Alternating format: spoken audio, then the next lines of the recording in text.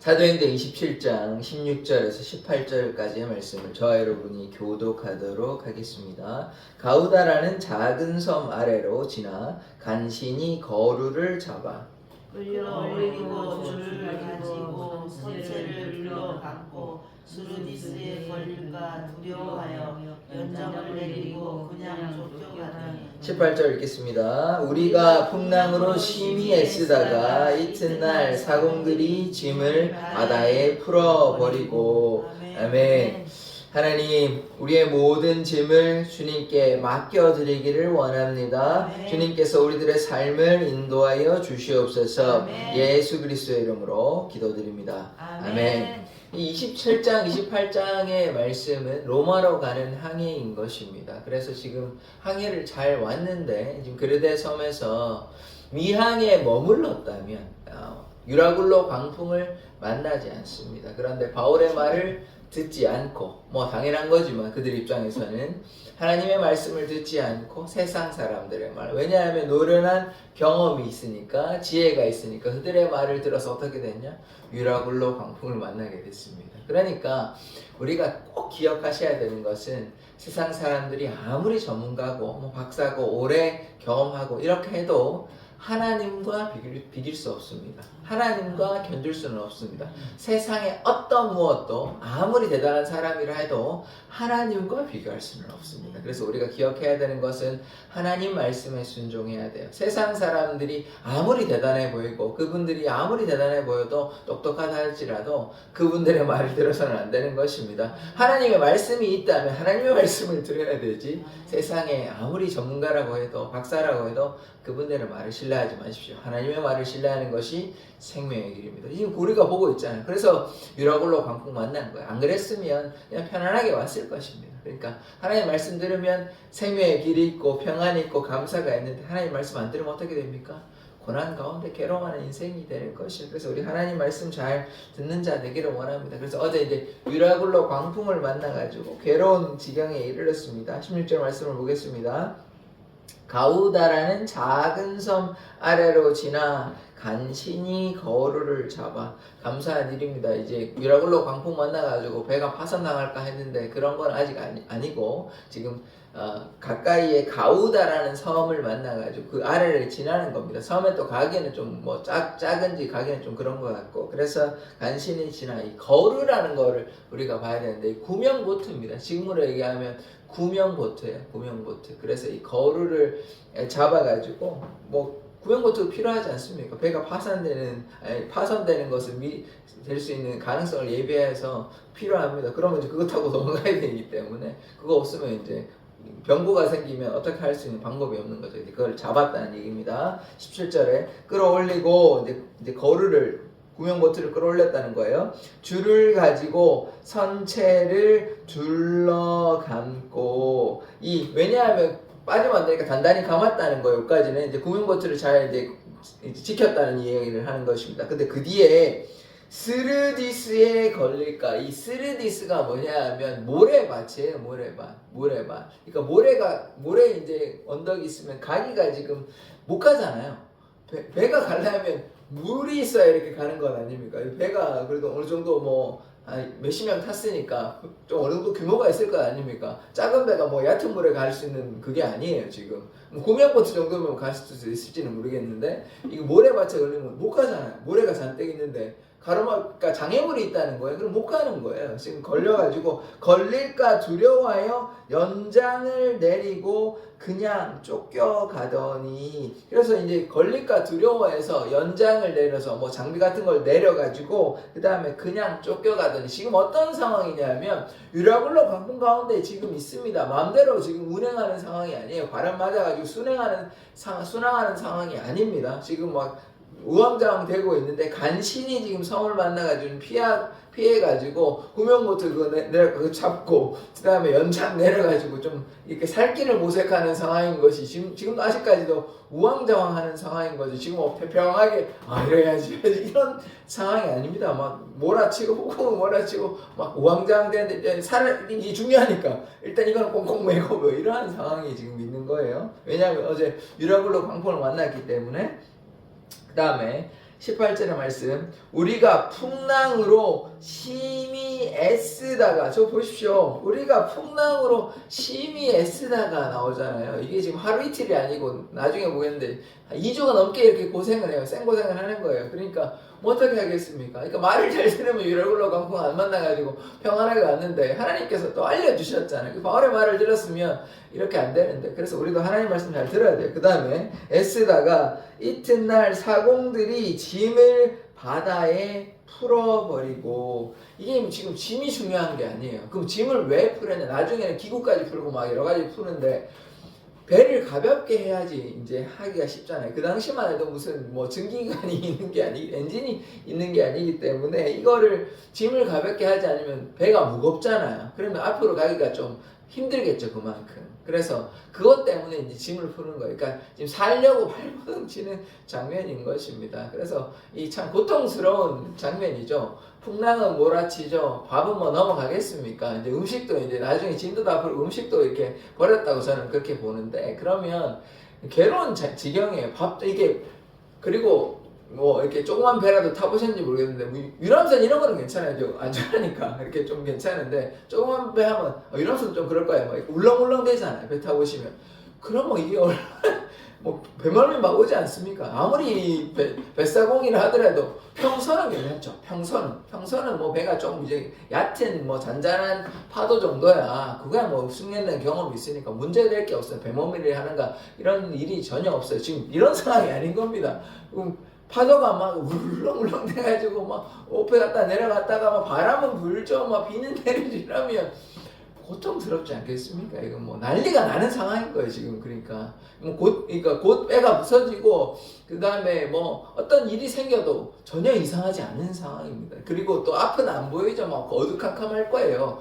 그러면 이 상황에서 뱃사공도 당연한 거고, 여기에 탄 모든 사람은 뭐 우왕좌왕되느라고 생존하려고 살려고 발버둥 치는 것밖에 없는 거예요. 그러다 보니까 짐도 푸는 거예요. 짐이 뭐 중요한 것 아니겠습니까? 짐을 가져다 두는 거는 여기에서 이제 목적이 있어가지고 짐을 실어가지고 운반해라 뭐 이런 게 다 있었을 텐데, 이 배가 뭐 상선인지 어떤지는 잘 모르겠지만 그런 것도 중요하지 않는 거예요, 지금.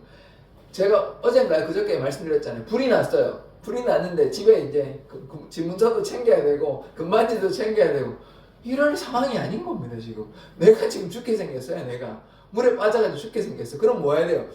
지금 집 문서 챙기는 게 아니고 그냥 나오는 게 먼저 아닙니까? 뭐 그게 먼저지. 생명 살리고 봐야 되지. 아이 뭐 그 집 문서도 있는데 우리 집 불타면 그런 생각할 겨를도 없죠. 거기 있으면 어떻게 됩니까? 나도 같이 죽어요. 내가 없는데 뭐 아무리 좋은 집이라도 궁전 같은 집이라도 내가 죽으면 이 집이 무슨 소용입니까? 아무 소용 없죠.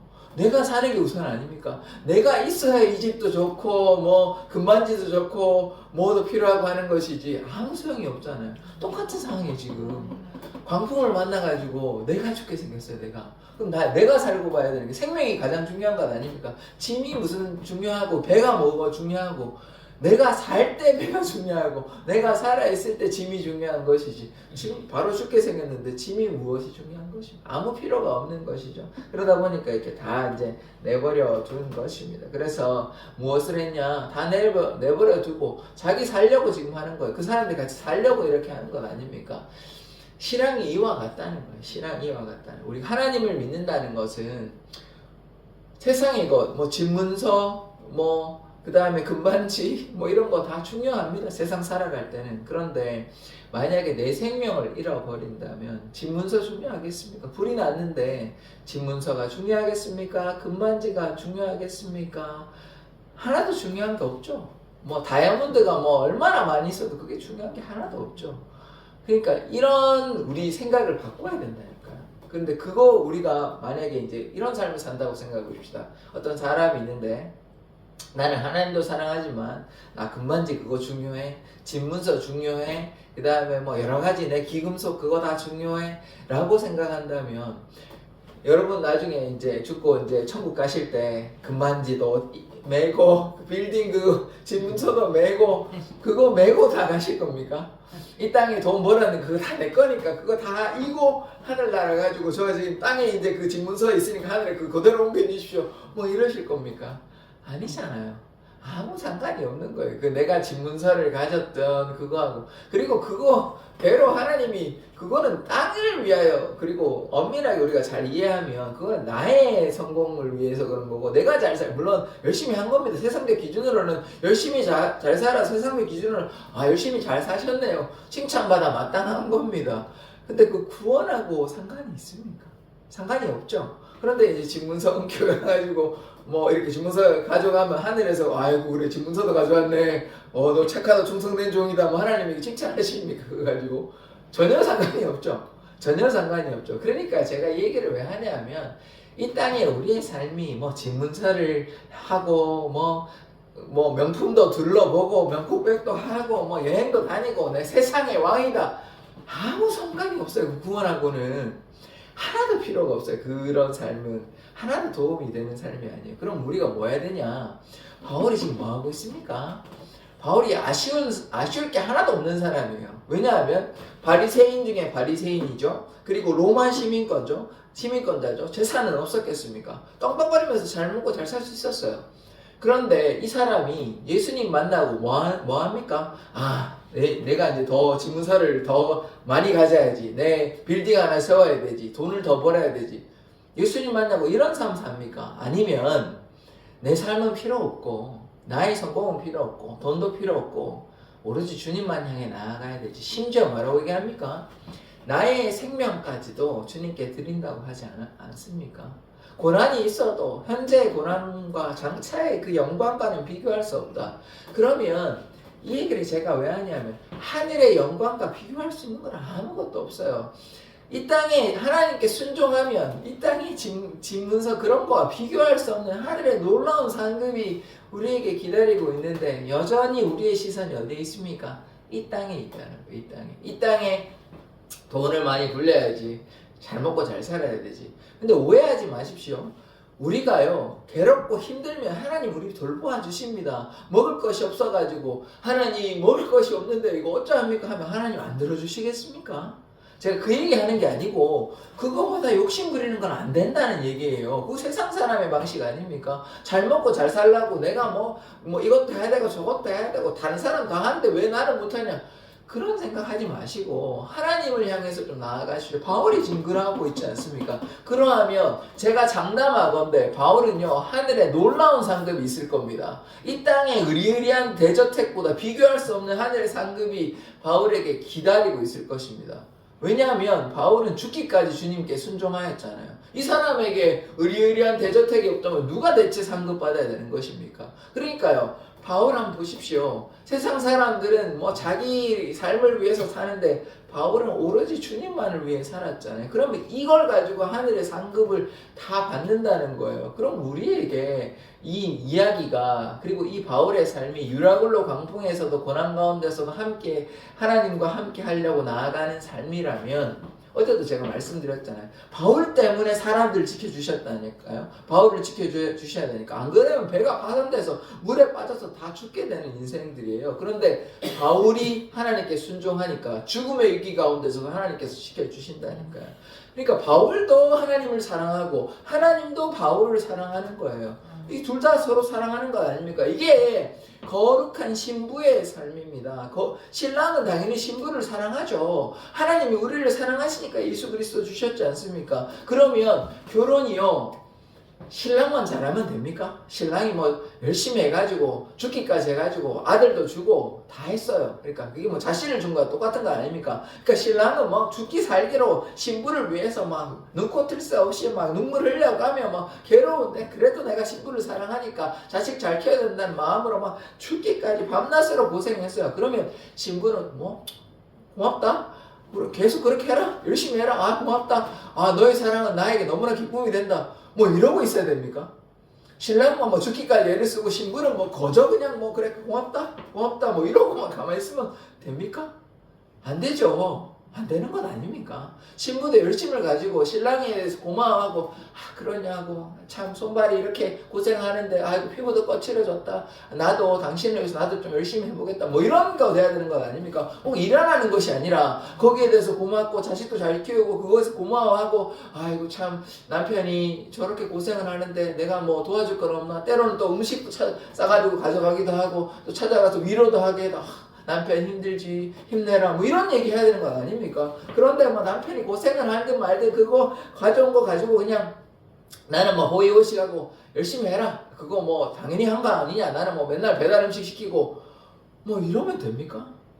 그 잘못된 건 아니에요.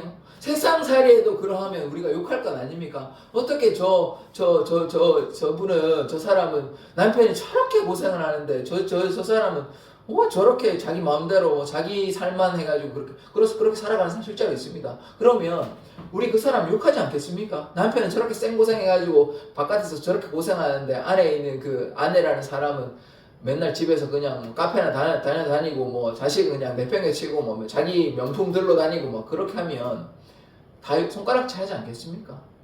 똑같다는 거예요. 똑같다는 거예요. 하나님께서 그렇게 남편 생고생하시는 남편처럼 우리를 사랑하셔가지고 자기의 본체이신 예수 그리스도 내어주시고 십자가에 달려 돌아가셨는데 우리는 뭐 하나님 그건 뭐 당연한 거지. 나는 그건 필요 없어. 나는 그냥 잘 먹고 잘 살면 되지. 그건 뭐 당연한 거지. 나는 뭐 구원 당연한 거지. 이제 교회 이 정도 다녔으면 당연한 거지. 이게 맞냐고 이게. 그러니까 그게 잘못된 신앙이라고 제가 말씀드리는 거예요. 남편은 생고생하는데 아내는 그거 당연한 거지. 그거 뭐 남편이 사랑하고 결혼했으면 당연한 거지. 뭐 그거 뭐 대단한 거라고. 이게 당연한 겁니까? 이게 바른 생각이에요? 아니잖아요. 결혼도 그렇지 않은데 우리의 전능자 되신 하나님이 우리를 사랑하셨는데 왜 우리는 사랑하지 않습니까? 하나님의 사랑은 당연하고 우리의 사랑은 하지 않아도 되는 거예요. 그냥 뭐 하나님의 사랑만 대단한 거고 나의 사랑은 뭐 필요 없는 거 없습니까? 사랑은요 함께 하는 거예요. 일방적인 사랑이 아니에요. 하나님도 사랑했다면 나도 마음을 다해서 하나님을 사랑해야 되는 것 아닙니까? 근데 그 사랑이 없다면 그게 제대로 된 결혼 생활입니까? 제대로 된 신앙이라고 볼 수 있냐고요. 그러니까 제가 이런 이야기를 하는 것입니다. 그래서 바울 보십시오. 얼마나 하나님을 향해 순종합니까? 저도요 목회자의 자녀이지만 제가 그냥 뭐 모태신앙이고 목회자의 자녀이기 때문에 제가 지금부터 저는 뭐 예전에 목회자의 자녀였고 모태신앙이었고 하기 때문에 이제 저는 하나님께 기도하지 않겠습니다. 저는 하나님의 일을 하지 않겠습니다. 왜냐하면 저는 목회자의 자녀고 저는 모태신앙이기 때문에 하나님 믿었기 때문에 저는 당연히 구원받는다고 믿습니다. 이렇게 하고 지금부터 저는 이제 신앙생활을 다 내려놓습니다. 기도도 하지 않고 말씀도 읽지 않고 하나님께 나아가지 않고 그냥 뭐 그래도 좀 창피하니까 목회자가 아니라는 전제하에 그냥 뭐 주일을 한번 교회만 왔다 갔다 하는 이런 신앙생활을 제가 만약에 한다고 해보십시오. 이러면 아까 제가 얘기했던 그 못된 아내 아닙니까? 제가 그러면 못된 아내가 이 결혼생활이 맞습니까? 신앙생활이 맞습니까? 제가 그냥 예전에 다짐했던 거 결혼할 때는 뭐 아내가 그래 남편 내가 정말 당신을 사랑할게 뭐 이런 다짐을 하지 않겠습니까? 그래놓고 그 뒤에는 어떻게 돼요? 아무것도 안 하고 있죠. 내팽개치고 살려는 내팽개치고 그냥 자기 그냥 좋은 것만 그렇게 하고 있다면 이게 바른 신앙생활일까요? 이게 바른 결혼생활일까요? 그 말씀을 우리에게 하고 있는 거예요. 하나님이 내가 너를 사랑해서 나의 하나밖에 없는 독생자 예수도 주었는데 너는 뭐하고 있냐 라고 말씀하시면 우리에게 제가 저는요 예전에 하나님 믿었습니다. 저 모태신앙입니다. 저 목회자 아들이에요. 그거 가지고 하나님께 얘기하면 하나님 그 용납하시겠습니까? 저를 구원하시겠습니까? 아니겠죠. 저는 그렇지 않다고 생각합니다. 그래서 제가 자주 이런 얘기 하잖아요. 교회만 그냥 왔다 갔다 하는 신앙 가져고서는 안 된다. 하나님을 사랑해라. 저도 구원 못 받아요. 저도 목회자 자녀고 모태신앙이라고 해도 제가 두렵고 떨림으로 하나님께 회개하고 나아가야 되지. 제가 목회자라고 해서요 지금부터요 뭐 제가 목회자니까요 교회에 섬기고 있지 않습니까 하고 기도도 게을리하고 뭐 말씀도 게을리하고 순종도 안 하고 그냥 제멋대로 하고 오늘 제가 말씀 읽고 온 부분이 이거인데요. 엘리 제사장, 사무엘하고 같이 있었던 그 엘리 제사장이 있거든요. 레위 지파인데 아마 아론의 후손일 거예요. 엘리 제사장이 어떤 일을 했냐면 자식을 제대로 케어하지 않았어요. 그래서 홈리 비니아스라는 이 두 사람이 얼마나 악한 일을 했냐면 두 가지 잘못을 했습니다. 첫 번째, 제사장의 재물이 당연히 그 가는 거 맞는데 드리기도 전에 자기가 이제 뭐 종을 시켜가지고 그 고기 가져와라고 재물 마음대로 그렇게 갈취를 했고, 첫 번째 잘못한 거. 두 번째, 성막이 있어요. 성전이 지어지기 전이에요. 성막이 있는데 거기에 있는 여인들을 뭐 취해가지고 막 간음한 죄가 있습니다. 그래서 어떻게 했냐? 둘이 죽어요. 전쟁에 나가서 하나님이 심판하십니다. 이들이요, 지금으로 얘기하면 목사님 아들 뭐 이런 거 아닙니까? 근데 어떻게 됐어요?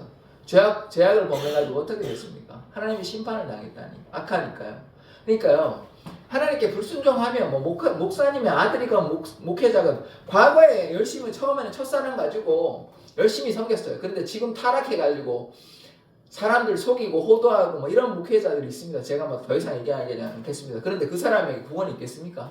과거에 열심히 있었으니까, 과거에 믿음이 있었으니까, 과거에는 순수했겠죠. 그런데 지금은 돈 탐하고 사람들에게 거짓을 말하고 이거 다 사단의 짓 아닙니까? 그것을 하는 분이 있다면 그분에게 구원이 있겠습니까? 아니겠죠. 과거에 믿음 가지고 구원이 있겠습니까? 지금 현실은 사람 다 속이고 있고 재물 다 취하고 있고 제트기 타고 다니고 거짓 복음 얘기하고 있는데, 그래서 제가 무슨 얘기를 하고 있냐면 목회자도요, 하나님 앞에 바로 서지 않으면 안 됩니다. 제가 신앙생활을 그래서 두렵고 떨림으로 얘기해요. 바울이 뭐라고 얘기했냐면 내가 이렇게 복음 열심히 전하다가 내가 버림받을까 두렵다고 얘기했습니다. 바울이요. 바울이 어떠한 자입니까? 우리 계속 사도행전 보고 있지 않습니까? 바울이 얼마나 대단한 사람이에요. 이방인의 사도 가운데 하나님의 놀라운 역사가 나타났잖아요. 그런데 바울도, 이 대단한 바울 사도가 자기 스스로에게 이렇게 얘기하는 거예요. 내가 버림받을까 두렵다고 얘기하고 있습니다. 우리 이해됩니까 지금? 바울이 얼마나 순종하고 있는데도 이런 얘기합니다. 신앙생활을 이렇게 두렵고 떨림으로 해야 돼요. 구원은 두렵고 떨림으로 나아가는 거예요. 그냥 적당히 내가 이렇게 했으니까 나는 당연히 구원받지. 저는 목회자 아들이니까, 모태신앙이니까, 내가 교회 다니니까 나는 당연히 받지. 저는 그렇게 생각하지 않습니다. 저는 그렇게 구원받지 못한다고 저는 생각합니다. 그래서 하나님께 열심을 가지고 나아가는 자 되기를 원합니다. 두렵고 떨림으로 나아가야 돼요. 바울이 얼마나 대단한 자입니까? 하나님께 그렇게 순종했는데 그런 얘기했습니다. 그러면 우리가 뭐 바울보다 대단합니까? 제가 바울을 뭐 우상시하는 게 아니에요. 그렇게 순종했는데도 바울은 자기가 버림받을까 두려워했습니다. 저도 마찬가지예요. 저 나름 기도하고 있습니다. 나름 신앙생활하고 있습니다. 나름 순종하려고 하고 있습니다. 저도 두려워요. 저도 버림받을까 하나님 앞에. 그래서 신앙생활을 가볍게 생각하지 마십시오. 그래서 제가 이런 얘기 하는 겁니다. 그거가 혹시 오해하실까 봐 말씀드리는데, 당연히 저는 구원받는다 라고 생각하지 않습니다. 저도 당연히 구원받는다 생각하지 않아요. 그래서 저도 살아는 걷듯이 두렵고 떨림으로 하나님께 나아가려고 하고 있습니다. 그런 삶을 사는 것이 신앙인의 자세입니다. 제가 누구를 협박하고 누구를 겁박해가지고 그런 뜻이 아니라, 신앙생활은 우리가 생각하는 것처럼 그냥 뭐 쉽고 간편한 것이 아니라는 것입니다. 두렵고 떨림으로 내 삶을 걸고 생명을 걸고, 지금 바울이 지금 생명 걸고 했는데도 내가 버림받을까 두렵다고 얘기하는데, 우리 바울처럼 신앙생활 합니까? 우리 솔직하게 얘기해서 저는 바울처럼 신앙생활 안 하고 있습니다. 그런데 여러분은 어떠합니까? 한국 교회는 어떠합니까? 세계 교회는 어떠합니까? 우리 지금 바로 위에 있는 북한에 눈물 흘리면서 발각되면 죽을까 겁나서 그런 북한 사람들 보시면 저와 여러분은 얼마나 지금 편안한 신앙생활 하는 거 아닙니까? 그분들에 비교하면 우리 온실속 화초 아닙니까? 그분들의 생명을 걸고 신앙생활 하는데요. 발각되면 바로 죽습니다. 그분들만 죽는 게 아니라 8촌인가까지도 다 뭐 일족을 다 멸해버린다 하더라고요. 그거 각오하고 예수님 믿고 있어요. 북한에는 지하교회에서. 근데 우리 그런 생활 지금 신앙생활 하고 있습니까? 아니잖아요. 누가 우리 지금 죽입니까? 일제시대처럼 누가 예수님 믿으면 너네 죽는다 뭐 이렇게 협박하는 사람 있습니까? 그렇지 않잖아요. 근데 그렇게 믿고 있으면서도 우리 신앙생활을 하나님께 다 내어드리지 않고 배가 불러가지고 그렇게 하는 신앙생활 우리 한국교회 하고 있는 거 아닙니까? 북한에 괴로워하는 그 사람들 비교하면 우리 얼마나, 지금 나이지리아는요, 예수님 믿으면 이슬람 무장센터가 죽여버려요. 우리 지금 그런 신앙생활 합니까? 아니잖아요. 아니란 말이에요, 지금. 이미 그런 사람들이 있었죠. 선교사의 피가 있었고, 우리나라도 이제 기독교 박해하는 일들이 있었죠. 그리고 주기철 목사님처럼 죽은 사람도 있었죠. 과거의 일 아닙니까? 근데 지금 그렇습니까? 앞으로 정말이 어떻게 올지는 모르겠지만, 아직 그런 일이 지금 우리에게 생기지도 않았고요. 지금 한국교회는 너무 배가 불러가지고, 편해가지고, 과거의 야성이나 열심이나 신앙은 다 버렸어요.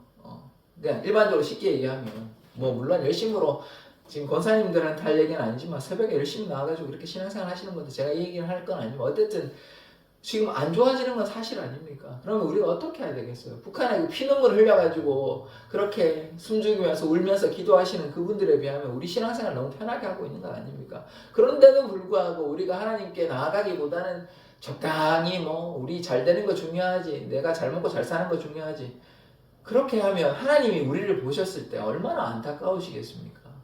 북한에 굶어 죽어가지고 울고 괴로워가지고 동상 앞에 어쩔 수 없이 절해야 되고, 안 그러면 죽으니까요. 안 그러면 죽으니까요. 그런 사람 생각하면 좀 찔림이 있으시지 않습니까? 저는 찔려요. 저는 내 신앙은 아무것도 아니구나. 북한의 저 사람들에 비하면 목회자라고 하는데 맨날 거짓되고 뭐 아무것도 안 하고 있구나. 저는 그런 생각 듭니다. 저는 두렵고 떨림이 있어요. 저는. 제가 뭐 대단하다고 해서 제가 이런 말씀을 드리는 거예요. 목회자니까 설교자니까 저도 어쩔 수 없이 앞에 이야기하는 거지. 제가 성도라면 그냥 개인적으로 얘기하고 말고 아이고 나는 아무것도 아니거나 이런 생각밖에 더 하겠습니까? 그래서 좀 신앙을 우리가 열심히 해야 됩니다. 열심히 해야 돼요. 신앙을 가볍게 해서는 안 돼요. 신앙생활이라는 게 하나님께서 은혜 주시잖아요. 우리가 또 잘못하면 또 하나님 앞에 회개해야 되고, 하나님이 우리를 사랑하시잖아요. 독생자 예수 그리스도까지 우리에게 주셨는데, 그래서 제가 아까 얘기 드린 거 아닙니까? 아내가 있는데 뭐 당연한 거지. 그렇게 못된 아내, 못난 아내가 우리가 되어서는 안 되잖아요. 거룩한 신부 되어야 되잖아요. 그러면 하나님의 그 사랑을 우리가 안다면 그 사랑 가운데 거하면서 주님 바라봐야 되잖아요. 그런데 주님 바라보지 않고 다른 남자 바라보고 자기 그냥 욕심만 채우고 있다면 그게 거룩한 신부가 맞을까요? 거룩한 신부가 되어서 계속 그 남편과 계속 삶을 살아갈 수 있을까요? 우리가 한번 생각해 보시죠. 우리 그냥 봐도 저러면 저 남편 결국은 저 아내하고 뭐 안 살 수도 있겠다. 뭐 이런 생각 우리 하지 않겠습니까? 우리 일반적인 세상에서도. 그러면 하나님이 우리 바라보실 때 그런 마음 있지 않겠습니까? 우리가 그 사랑을 무한히 하나님께서 변함없는 사랑으로 계속 보여주셨는데 우리는 그 사랑 깨닫지 못한 채 자꾸 우리의 욕심대로, 우리의 생각대로, 우리의 마음대로 살아간다면 그 결혼 생활이 계속 유지되겠습니까?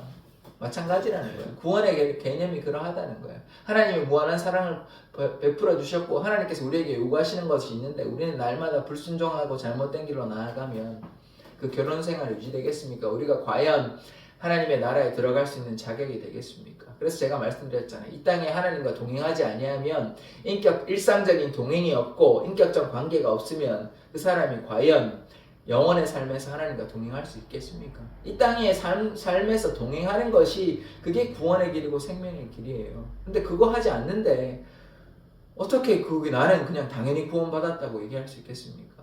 그래서 제가 늘상 거의 매일 이런 얘기 하잖아요. 말씀과 기도로 좀 하나님께 가까이 나아가셔라. 순종하셔야 된다. 그런 얘기를 늘상 하는 겁니다.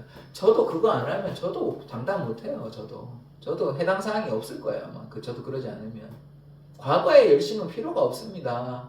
지금 열심히 하세요. 지금 열심히. 그래서 하여튼 저도 이런 말씀 안 드리면 좋죠. 하나님이 여러분 사랑하십니다. 여러분을 너무나 귀히 여기십니다. 그것도 맞습니다. 하나님의 사랑은 정말 지극하십니다. 그런데 우리의 할 몫이 있잖아요. 순종도 있잖아요. 신자의 본분이 있잖아요. 하나님 사랑 그만큼 사랑해 주셨으면 우리도 하나님을 기쁘시게 해야 되는 신부의 사명은 없습니까? 그러니까 그런 말씀 드리는 거예요. 신앙생활 결코 가볍지 않습니다. 그 생각하면 저도 너무 괴롭습니다. 딴 사람이 아니고 저도 그랬어요.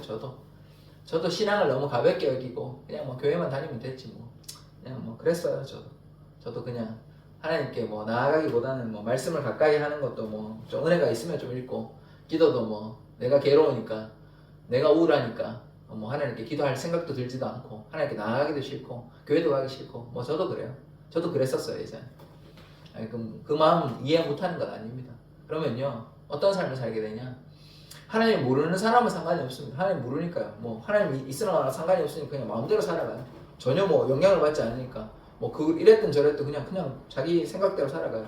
근데 하나님을 만난 적어도 한 번 혹은 두 번, 적어도 하나님 만난 기억, 하나님 은혜를 만난 기억이 있는 사람은요 그 이후에 말씀을 읽지 아니하고 기도를 하지 아니하고 하나님께 순종하지 아니하면 어떤 삶을 살게 되냐? 우울하고 괴롭고 슬픈 인생 살아갑니다. 고통스러운 인생 살아가요. 하나님을 만난 간격이 있기 때문에. 왜 그러냐? 마음이 너무 허전하고 괴롭거든요. 그래서 굉장히 힘든 인생 살아가게 돼요. 하나님을 만났는데 하나님을 떠난 채 마음대로 상자와 같은 삶을 살면 굉장히 인생이 고통스럽습니다. 저는 그걸 곧 경험했거든요. 그래서 제가 그런 삶 살지 않기 위해서 주님께 매달리는 거고 주님께 기도하는 거고 주님께 순종하려고 하는 것입니다. 저는 하나님을 믿기 때문에. 여러분도 하나님 다 믿으시잖아요. 하나님 살아계심을 믿으시잖아요. 구원받기를 원하시잖아요. 그럼 우리 어떤 삶 살아가야 되겠습니까? 그래서 제가 그런 말씀 드리는 거예요. 그래서 사랑의 교회는 좀 달랐으면 좋겠습니다. 정말로 좀 달랐으면 좋겠습니다. 하나님을 정말 진심으로 사랑했으면 좋겠습니다. 그럴 때 그게 참된 신앙이지. 그렇지 않으면 참 뭐 구원은 하나님의 선물이죠. 은혜의 선물입니다. 그런데 하나님과 함께 해야 되는 거예요. 하나님과 함께 하는 것을 가볍게 생각해서는 안 됩니다. 정말 눈물 흘리며 씨앗을 뿌리는 자 되어야 되는 거예요. 하나님이 우리를 너무나 사랑해서 그 모진 고통 다 감당하셨고 바울 보십시오. 자기의 삶을 다 내어놓잖아요. 예수님의 제자들이 다 자기의 삶을 다 내어놓았다는 거예요. 그런데 여전히 우리는 배가 불러가지고 그냥 호의호식하고 뭐 북한의 사람들이 뭐 하든지 말든지 나이지리아 사람들이 죽든지 말든지 나는 그냥 편안하게 그냥 교회 와가지고 근데 그거조차도 안 하려고 하고 있으니까요. 한국 교회는 어떻습니까? 하나님께서 한국 교회를 바라보실 때 얼마나 괴로우시겠습니까? 하나님의 눈물을 한번 생각해 보십시오. 하나님의 고통을 생각해 보십시오. 하나님이 정말로 사랑하신다면 우리 신앙인뿐만 아니라 안 믿는 사람의 악인의 고통을 보고 하나님이 비웃으시겠습니까? 고통스러우시겠죠. 모두가 다 하나님의 창조물인데 피조물인데. 그래서 하나님의 마음을 한번 깊이 한번 생각해 보십시오. 그러면 여러분의 신앙이 바뀔 겁니다. 그래서 목사님이 제가 뭐 말씀 읽어라 기도해라 순종해야 된다 라고 해서 하는 것이 아니라 하나님의 깊은 마음을 하나님의 아픔, 하나님의 고통, 하나님의 눈물을 아신다면 여러분의 삶은 바뀔 겁니다. 저는 그랬습니다. 저도 제 멋대로 제 마음대로 살았는데요. 목회자도 되기 싫었는데요. 상처받는 거 싫었거든요. 그냥 성도들 안 좋은 기억이 있었거든요. 전도사 할 때 누군가가 저를 굉장히 미워하더라고요. 그러니까 제가 그걸 못 견디겠더라고요. 뭐 저의 연약함이죠. 저의 부족함이죠. 그래서 저는 목회 안 하려고 했습니다. 그게 싫어가지고. 근데도 이렇게 다시 돌아온 이유는 하나님이 나를 사랑하시는구나. 나는 별것이 아니구나. 그래. 나는 아무것도 아니지만 그래도 하나님을 위해서 좀 살아봐야 되겠구나. 내가 죽기까지 하나님을 향해서 나아가 봐야 되겠구나. 그렇게 싫어하는 목회를 다시 하게 된 거는 그것뿐입니다. 저는 진짜 목회하기 싫었습니다. 목회자로서 사람들 상대하기 싫었습니다.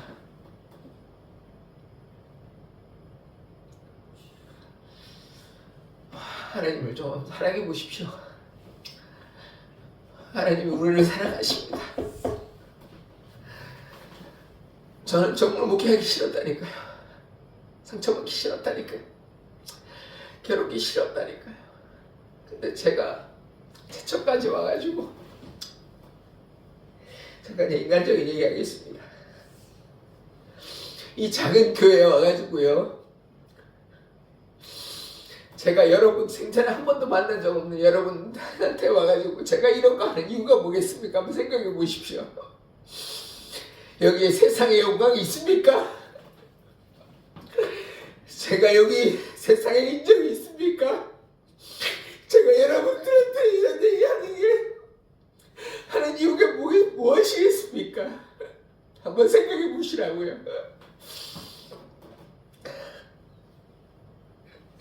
제가 그냥 목회자니까 그냥 와가지고 맨날 잔소리 한다고 생각하십니까?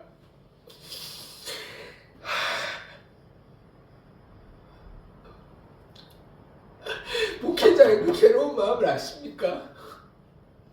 맨날 제가 웃으면서 얘기하니까 저는 안 괴롭다고 생각하시죠?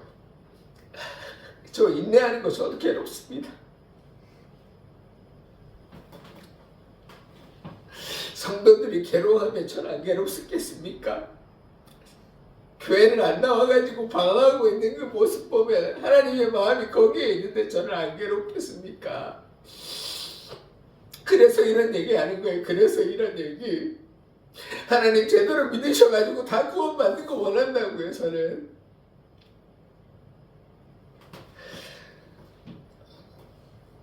신앙생활을 제대로 하셔야 됩니다. 정말로 제대로 하셔요. 제대로.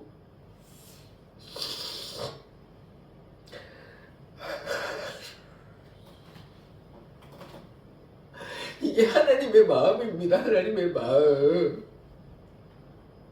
하나님의 마음 아신다면 여러분 그렇게 신앙생활 하시면 안 돼요. 진짜 죽기 살기로 할 수 있습니다. 정말 제대로 아신다면.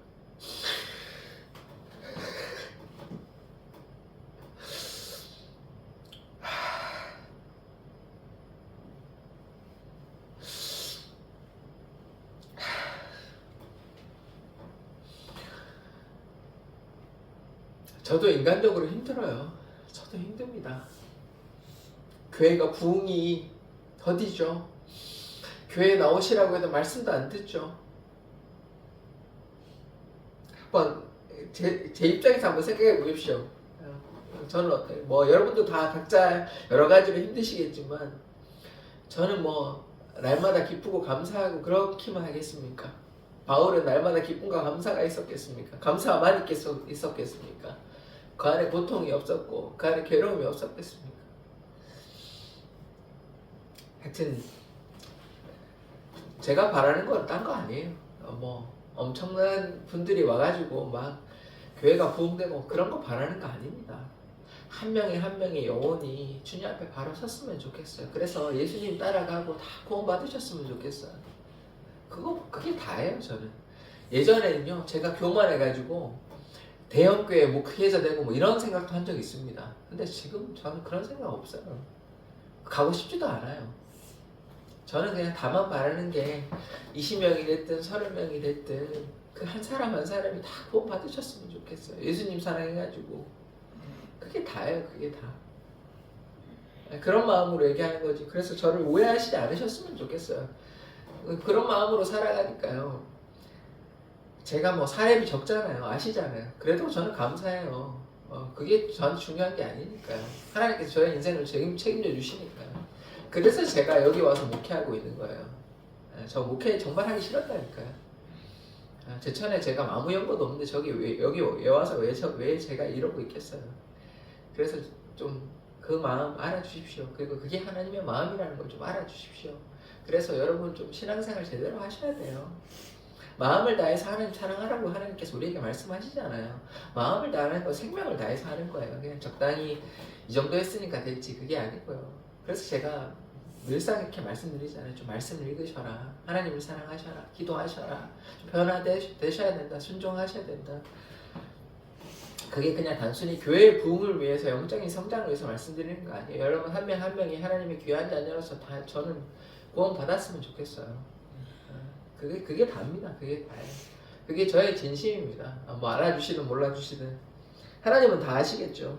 하나님은 다 아시겠죠. 그래서 저는 그런 마음으로 목회하고 있어요. 그런 마음으로. 그러니까 저에게 이런 괴로움도 있지만 기쁨과 감사가 있는 거예요. 새벽에 이렇게 권사님 나와서 함께 기도하면 그게 저는 감사한 거예요. 저 혼자 기도하지 않고 이렇게 감사한 거예요. 이렇게 같이 기도하는 게.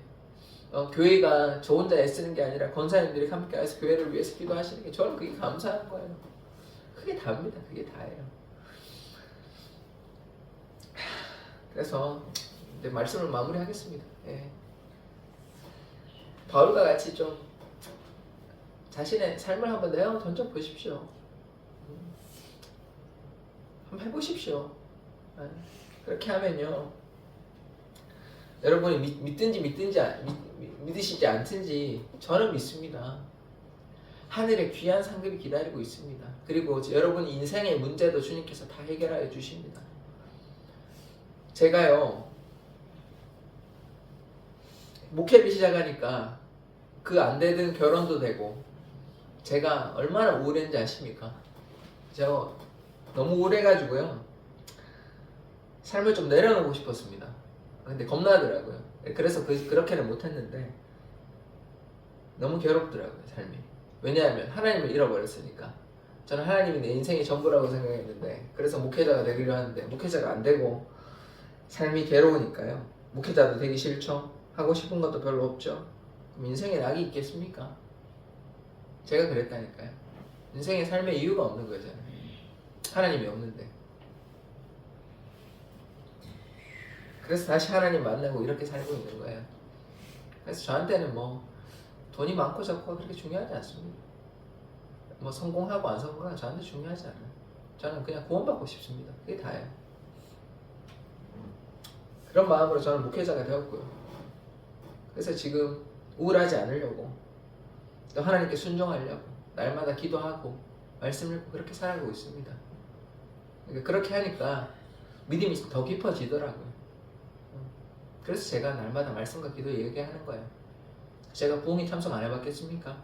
제가 수련을 안 가봤겠습니까? 저 모태신앙인데요. 지금까지 한 40몇 년 동안 지금 신앙생활 했습니다. 저도. 본질이 뭐냐고요, 본질이. 그냥 뭐 부흥회나 한번 하고, 뭐 세미나나 하고, 수련을 하고, 뭐 이것저것 캠프하는 게 이게 신앙생활입니까? 그래서 제가 이런 얘기 하는 거예요. 그래서 제가 본질이 뭔지 저는 만났기 때문에, 무엇이 중요한지 저는 깨달았기 때문에, 뭐 그렇습니다. 그래서 뭐 다 그런 근거에 제가 그런 그 생각 가지고 말씀드려요. 그 생각 가지고. 그래서 정말 여러분들이 꼭 예수님 만나고 순종하고 동행하십시오. 그러면 나중에 영원히 주님과 동행할 수 있지 않아요. 지금 동행해야 된다니까요. 지금 동행하면 영원히 주님과 동행하십니다. 지옥 무섭잖아요. 안 무서우세요? 저는 무서운데요. 지옥 갈까봐 무서운데요, 저는. 그래서 하나님 더 열심히 믿는 것도 있는데, 물론 하나님 사랑해서 하나님 믿지만, 세상 사람들이 지옥이 실제한다고 생각하면 다 예수님 믿지 저러고 있겠습니까? 근데 우리는 예수님 믿잖아요. 저는 지옥 가기도 싫고요, 천국 가고 싶습니다. 예수님과 함께 영원히 동행하고 싶어요. 네. 그게 다입니다. 그게 다예요. 그게 다. 신앙이 별거 아니라니까요. 순종하려면 뭐 해야 되겠습니까? 말씀을 읽어야죠. 순종하려면 뭐 어떻게 순종하시겠습니까? 네, 하여튼 제가 오늘 뭐 이것저것 많이 말씀드렸는데요. 변화되셨으면 좋겠어요. 저도 참 어리석고 무지했습니다. 목사님 아들임에도 불구하고, 부모님이 저를 위해서 얼마나 많이 기도하셨는데도 불구하고 하나님을 잃어버렸으니까요. 심지어 제가 목회자가 됐고 신학대학원을 나왔음에도 불구하고 그랬으니까 얼마나 제가 저 스스로를 보는데 한심했겠습니까? 그래서 뭐 우울증이 엄청 심하게 오더라고요. 저도 그랬습니다. 저도 그랬어요. 그래서 제가 여러분의 그런 마음들을 제가 모르는 게 전혀 아닙니다. 저도 다 알고 있습니다. 그러니까 오히려 제가 더 그렇게 얘기하죠. 저도 그런 과정을 겪었으니까요. 뭐 그리고 또 하나 더 말씀드리자면요, 여러 가지 일 때문에 마음이 굉장히 허전했었습니다. 그건 또 하나님의 연단이라서 다른 게 있긴 한데, 하여튼 뭐 그거는 뭐 나중에 또 기회가 있을지 모르겠습니다만은, 저도 뭐 그냥 보시기에는 아무렇지 않은 그냥 온실수 화초처럼 자랐다고 생각하시겠지만 나름의 그런 고난과 역경이 많이 있었습니다. 그래서 하여튼 그렇습니다. 그러니까요, 좀 하나님 사랑하십시오. 하나님이 정말 여러분 사랑하십니다. 그거 믿으시잖아요. 하나님 여러분 사랑하신다는 거 믿으시잖아요. 그러면 여러분도 하나님 사랑해야 되잖아요. 당연한 건 아니니까. 일방적인 사랑은 없잖아요. 우리도 사랑해야죠. 그렇게 사시기를 원합니다. 그러면요, 반드시 하나님께서 여러분을 사랑하시고 여러분을 천국으로 이끌어 주십니다. 그게 하나님의 말씀이에요. 하나님의 말씀. 그래서 날마다 주님과 동행하십시오. 주님께서 손 내밀어 주셨잖아요. 손만 잡기만 하면 되는데 왜 외면하고 세상이 좋다, 다른 남자가 좋다 그러면 안 되잖아요. 주님만 바라봐야 되잖아요. 기도하겠습니다. 하나님, 우리의 삶을 위해서 살아가는 것이 아니라 하나님께 우리의 모든 삶을 내어놓고 바울과 같이 어떤 고난과 역경 가운데서도 하나님 바라보며 나아가는 삶 될 수 있도록 인도하여 주시옵소서. 유라굴라와 같은 광풍 가운데서도 폭풍 가운데서도 어떠한 고난 가운데서도 우리를 지켜주시고 인도하여 주시는 그 하나님을 찬양합니다. 예수 그리스도의 이름으로 기도드립니다. 아멘.